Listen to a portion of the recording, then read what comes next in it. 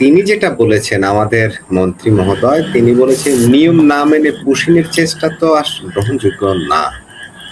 ভারতে আপনি অবৈধভাবে আপনি যারা এক অবস্থান সেকেন্ড করছে। জি, আপনি ওইখানে এত নিয়ম দেখাইতেছেন ভারতের কাছে, বার্মায় কেন নিয়মটা দেখান না? ওইখানে গিয়ে একবার বলেন না যে তোমরা তোমার দেশের নাগরিক আমার দেশে পাঠাও। ওইটা কোন নিয়ম মেনে পাঠিয়েছে এটা আমরা একটু শামা ওবায়দার কাছে জানতে চাই, এটা জামাতের সাদা শকুনের কাছে জানতে চাই, এটা আপনার মাধ্যমে আমি বাংলাদেশের মুসলমানের কাছে জানতে চাই, আমি জামাত, হেফাজত, বিএনপি, জাতীয় পার্টি সব, এমনকি আমার গণজাগরণ মঞ্চের কর্মীদের কাছেও জানতে চাই, আপনার কাছেও জানতে চাই সেটা কোন নিয়ম মেনে তারা পাঠিয়েছে। ওইখানে তো আপনাদের নিয়ম চালাইতে দেখি না আমরা। রোহিঙ্গাদের যখন এদের পুশ ইন্ত করে না, পুশ ব্যাকও করে না, কি করে ঝেটিয়ে বিদায় করে, পিটিয়ে ঝেটিয়ে বিদায় করে, তখন তো আপনার এই নিয়মের কথা ওইখানে কেন তোলেন না? সাবস্ক্রাইব করুন। ওইখানে কেন যৌথ পাহারা দেন না বিজেপির সাথে? বার্মার সীমান্তে আপনি কেন যৌথ পাহারা বসান না রোহিঙ্গাদের ঠেকাতে?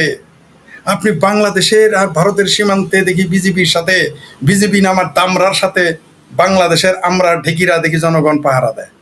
ওইখানে কেন যান না আপনারা? আপনি নিয়ম আমার এইখানেই শুধু দেখাবেন, আপনি নিয়ম কেন ভুইয়া সাহেবের ওইখানে দেখাবেন না? নিয়ম কি এক জায়গার জন্যে? আপনি যে নিয়মের কথা বললেন, এই নিয়মটা কি শুধু ভারতের বেলায়, বার্মার বেলায় নয় কি? তার চেয়ে বড় কথা, আপনারা বলেন দিল্লি না ঠাকুর ভারতে কেন যাবেন?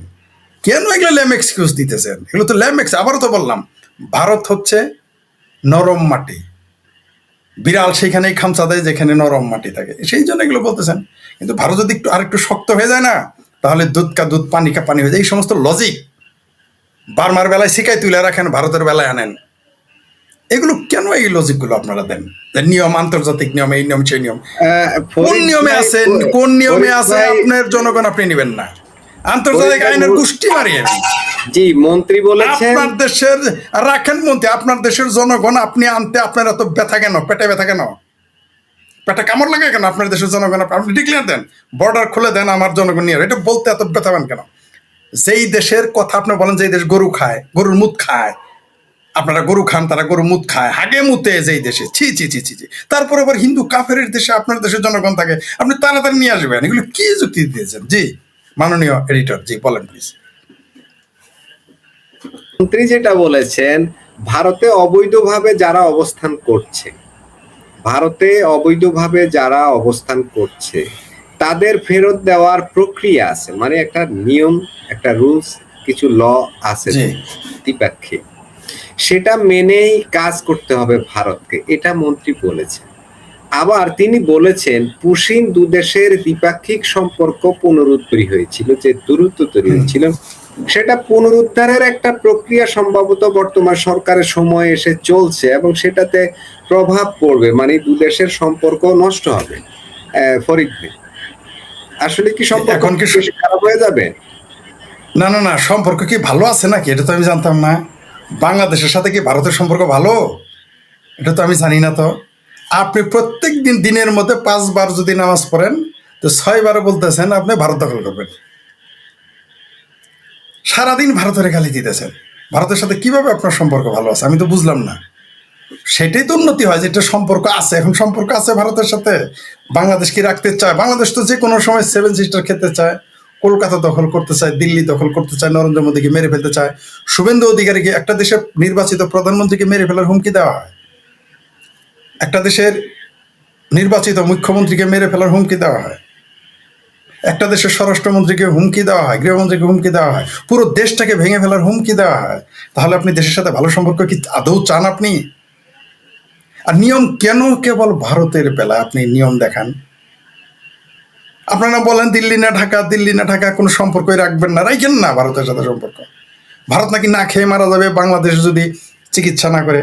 বাংলাদেশ নাকি ভারত থেকে মালামাল যদি না কিনে আনে, ভারতের মানুষ দুর্ভিক্ষের কবলিত হয়ে যাবে, ভারত সুদান হয়ে যাবে, ইথিওপিয়া হয়ে যাবে। কিন্তু আমরা কি দেখলাম? একজন বাংলাদেশি বংশোদ্ভূত শিল্পপতি রবিন খোদা, আহায় হাই খোদা, আল্লাহ খালেদ, হাই খোদা, এটি কি হলো? $30 বিলিয়ন বিনিয়োগ করতেছে, 4 লক্ষ কোটি টাকা তিনি বিনিয়োগ করবেন। আপনার দেশের মানুষ আপনার দেশে বিনিয়োগ করে না। এই সমস্ত কথা, এই সমস্ত স্ট্যান্ডবাজি, মুনাফেকি, ভণ্ডামি, বদমাইশি, ল্যাম এক্সকিউজের কারণেই খোদ নিজের দেশের মানুষ বিনিয়োগ করতে আসে না। তাই এগুলো কথা খাটবে না। আপনি কেবল নিয়ম দেখেন। ভারতের বেলায় আমেরিকা ভাই, যখন একটু কথাটা তুলেছেন, এই যে বিনিয়োগের বিষয়টা, যে কথাটা আপনি তুললেন, এই বিষয়টা নিয়ে আমার একটু প্রশ্ন রয়ে গেছে। সেটা হচ্ছে যে আহ, এই মানুষটা রবিন খুদা, তিনি তার শৈশব কৈশোর, হ্যাঁ, ঢাকাতে কাটিয়েছেন, তার জন্ম এখানে, বেড়ে ওঠে এখানে। তিনি অস্ট্রেলিয়াতে গেলেন 97 সালে। এরপরে ভাগ্য ওনার খুলে গেছে, উনি ভালো করেছেন সেখানে। যেহেতু তার জন্ম, শৈশব, কৈশোর এখানে কেটেছে, এই দেশের প্রতি অবশ্যই তার ভালোবাসা আছে। প্রশ্ন হলো, এই যে নিঃসন্দেহে বিশাল অঙ্কের যে বিনিয়োগ, এই বিনিয়োগটা কি তিনি জি। বাংলাদেশে করতে পারতেন না? তিনি কেন ভারতের দিকে ঝুঁকে পড়লেন? ফরিদ ভাই, আপনার কি মনে হয়? সাইকোলজিক্যালি একটু বলুন। প্রথমত, পুঁজির কোনো ধর্ম নাই, পুঁজির কোনো দেশ নাই, পুঁজির কোনো খোদা নাই, ভগবান নাই, আল্লাহ নাই, গড নাই, পুঁজির কোনো জেহোবা নাই। পুঁজির কাজ হলো, পুঁজি যেখানে নিরাপত্তা পাবে, যে তার বিনিয়োগ ফিরে আসবে এবং প্রফিট সহ সেইখানে সে যাবে, তার জন্য সেইখানে বিনিয়োগ করবে, এটাই স্বাভাবিক। আপনি কেন তার দিকে তাকান? তার শৈশব কেন? তার যদি শৈশবও না কাটতো, মনে করেন সে অস্ট্রেলিয়ায় জন্মেছে, তার পিতৃপুরুষ বাংলাদেশে ছিল মনে করেন, তবুও তো বাংলাদেশের প্রতি তার টান থাকার কথা, মিনিমাম টান থাকার কথা। কিন্তু তার কেন থাকলো না? কারণ তিনি জানেন না, বাংলাদেশে যদি বিনিয়োগ করি আমার 4 লক্ষ কোটি টাকার মধ্যে 40,000 কোটি টাকা সে ফেরত পাবে না, আর সব জলে যাবে। তিনি জানেন বাংলাদেশ লাল ফাইল কত সুখ। তাহলে একটা উদাহরণ দেয়, তখন সরকার ক্ষমতায় বিএনপি 91 থেকে 95। আমাদের সরিষার বাড়ির একজন ব্যক্তি, মানে জামালপুরের একজন ব্যক্তি 25 কোটি টাকা বিনিয়োগ করেছিলেন সাভারে। কেন করেছিলেন জানেন? তিনি আমেরিকা থাকতেন। আমার একজন পরিচিত ব্যক্তির, আমাদের শৈশবাড়ি তার ভগ্নিপতি, সেই পরিবারের সাথে আমার ব্যক্তি সম্পর্ক খুব ভালো, খুবই ভালো, শুধু ভালো না, খুব ভালো। ওই পরিবারের প্রায় সকলের সাথেই, একেবারে পিতার বয়স থেকে, মায়ের বয়স থেকে শুরু করে নাতির বয়স যারা আছে সবার সাথেই, প্রায় সকলের সাথে আমার সম্পর্ক খুব ভালো, এখনো আছে। 2-3 জন মারা গেছে, সকলেই জীবিত আছে। সেই ব্যক্তিটি আমেরিকা থেকে এসে 25 কোটি টাকা বিনিয়োগ করেছিলেন 92-93 সালে। আপনি কি জানেন? উনি শেষে ছেড়ে দেমা কেঁদে বাসি, তিনি কান্নাকাটি করে টাকাটা তুলে নিয়ে 95 সালে বলছে বিদায়, আবার আমেরিকা চলে গেছে। এটা আমি 91, 92, 93 সালে ঘটনা বললাম। সে সালাম, ব্যারিস্টার আব্দুল সালাম তালুকদারের রেফারেন্সে গিয়ে সেখানে বিনিয়োগ করেছিল, টিকতে পারেনি। আর জানেন যে তখন ওই সময়ে খালেদা জিয়ার পরে যে 2 জন ব্যক্তির নাম নিতেন, 2 জন মাত্র, খালেদা জিয়ার লেফট এবং রাইটে যারা থাকতেন তাদের একজন ছিলেন ব্যারিস্টার আব্দুল সালাম তালুকদার, বিএনপির সাবেক মহাসচিব, এবং তিনি ক্যাবিনেট মিনিস্টার ছিলেন। তার রেফারেন্সে গিয়ে তিনি বাংলাদেশে ব্যবসা করতে পারেন নাই, ছেড়ে দামা খেতে বাসে পালিয়ে চলে গেছে। তিনি এসেছিলেন কি কারণে জানেন?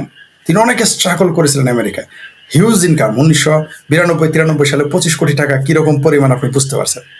শেষে ছেড়ে দেমা কেঁদে বাসি তিনি পালিয়ে চলে গেছেন, যে এই দেশে ব্যবসা করা যায় না, এখন আমেরিকাতেই থাকেন, আর কোনোদিন বাংলাদেশ মুখে হন নাই।